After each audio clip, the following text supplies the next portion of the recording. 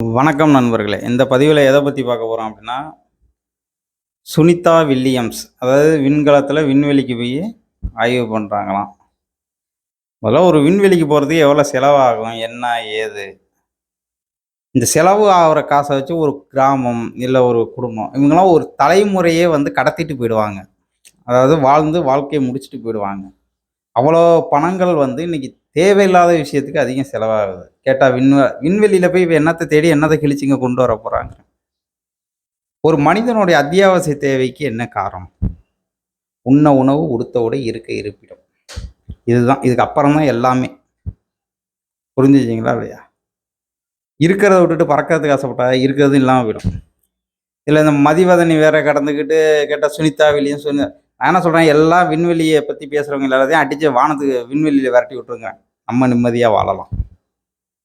எவ்வளோ காசு, எவ்வளோ விஷயங்கள் கேட்டால் ராக்கெட் விட்றேன், மயிரை பிடுங்குறேன், மட்டையை பிடுங்குறேன்ட்டு. ஏன் இதெல்லாம் தேவையில்லாதது? நீங்கள் முழுக்க முழுக்க விஞ்ஞானம்னு சொல்லி மக்களோடைய உழைப்புகள் அத்தனையுமே சுரண்டி திங்கப்படுது. அதனால் விஞ்ஞானத்தினால என்ன ஒரு ஒரு எந்த பயனுமே இல்லை அப்படிங்கிறது தான் அதனுடைய விஷயங்கள். மெய்ஞான கோட்பாடு அப்படிங்கிறது தான் நம்மளுடைய வாழ்வியல். தமிழர்களுடைய வாழ்வியல் மெய்ஞான கோட்பாடு. அறிவு அப்படிங்கிறது விஞ்ஞானத்தை குறிக்காது. அதை மிஷினை குறிக்காது, மெய்யியலை குறிக்கும். புரிஞ்சுச்சிங்களா? அறிவுங்கிறது, அறிவுக்கு இலக்கணம் வகுத்தது தமிழில்.